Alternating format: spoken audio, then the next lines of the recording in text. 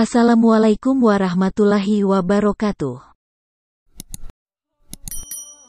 Wahai sahabat beriman, Nabi Khidir alaihi salam memiliki nama asli Baya bin Malkan bin Falik bin Abir bin Salih bin Arfahsat bin Sam bin Nuh al-Khidir. Disebut sebagai Khidir karena ini merupakan gelar panggilan Islam yang merujuk lakob atau julukan. Khidir berasal dari kata al-Khidir yang artinya adalah seseorang yang hijau.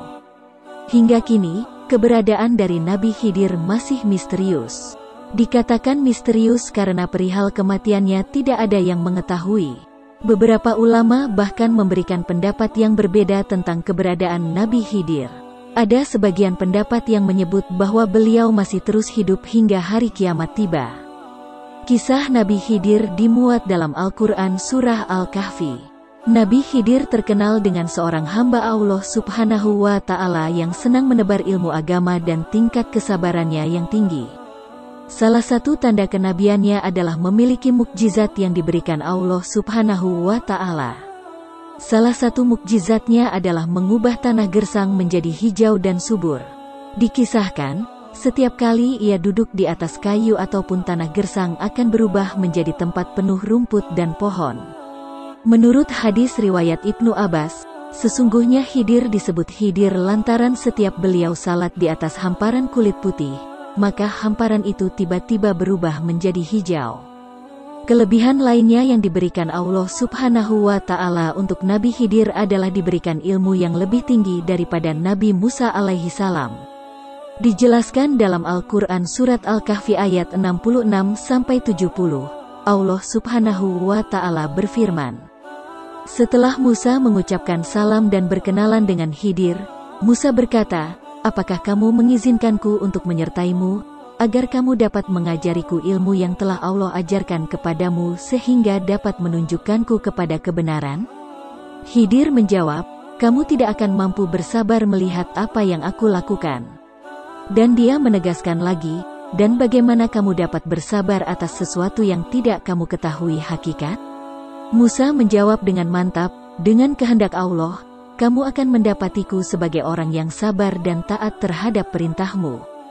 Maka Khidir menyetujuinya dengan syarat Musa tidak bertanya atas apa yang dia perbuat hingga dia sendiri yang menjelaskan hakikat dan sebab perbuatan itu.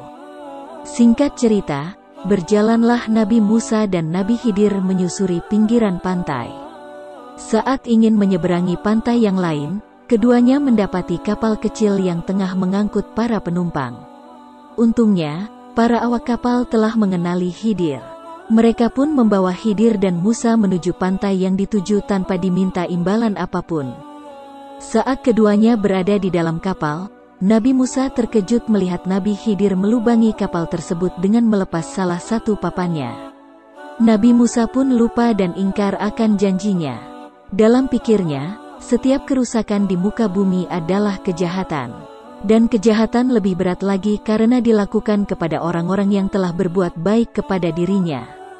Nabi Musa lantas menanyakannya, mengapa engkau melubangi perahu itu yang akibatnya akan menenggelamkan penumpangnya?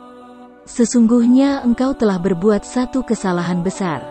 Di sana Nabi Khidir mengingatkan Nabi Musa akan janjinya, bukankah aku telah berkata, sesungguhnya engkau sekali-kali tidak akan sabar bersama dengan aku.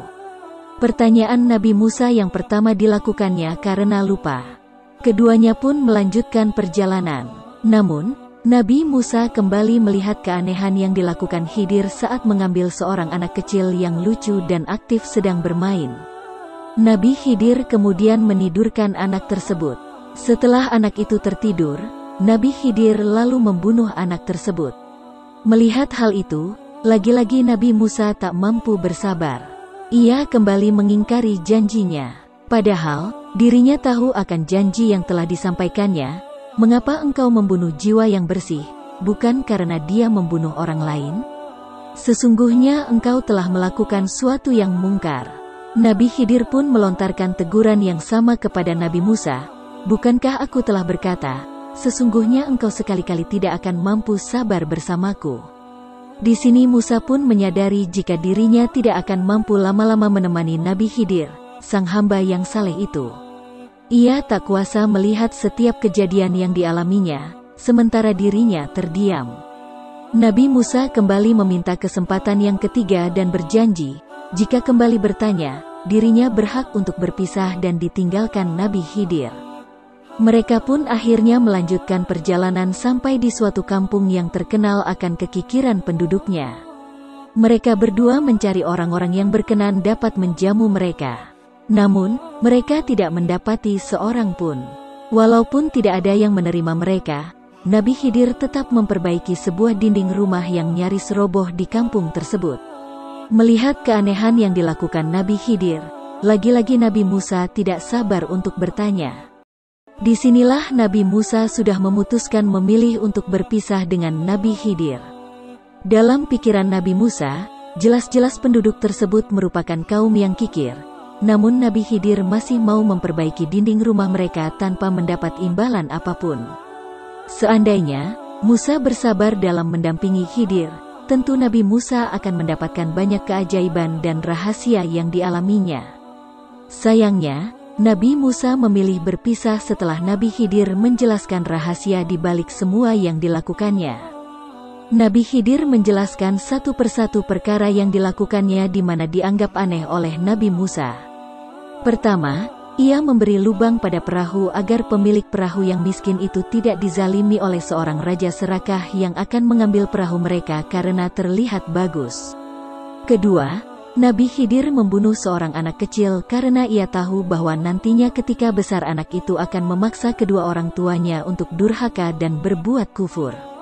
Ketiga, Nabi Khidir memperbaiki dinding rumah roboh dikarenakan di rumah itu ada anak yatim dan di bawahnya tersimpan harta peninggalan dari ayah mereka yang saleh. Di mana Allah Subhanahu wa Ta'ala menghendaki ketika keduanya mencapai usia dewasa, mereka dapat mengeluarkan simpanannya itu sebagai rahmat dari Allah Subhanahu wa Ta'ala. Di akhir perpisahan Nabi Khidir mengatakan kepada Nabi Musa bahwa apa yang dilakukannya bukanlah kehendak sendiri, melainkan mengikuti petunjuk Allah Subhanahu wa Ta'ala. Pertemuan Nabi Musa dan Nabi Khidir ini pun diabadikan di dalam Al-Quran Surat Al-Kahfi mulai ayat 61 sampai ayat 82. Dari kisah Nabi Khidir dan Nabi Musa, banyak pelajaran berharga yang bisa dipetik, yakni tentang sebuah adab dan kesabaran. Selain itu, dari kisah ini kita tahu apapun yang diturunkan Allah Subhanahu wa Ta'ala kepada manusia pasti merupakan perkara yang terbaik untuk dijalaninya. Pasti ada hikmah besar di balik semua yang Allah Subhanahu wa Ta'ala turunkan untuk manusia. Meskipun keterbatasan pikiran dan perasaan manusia belum bisa melihatnya.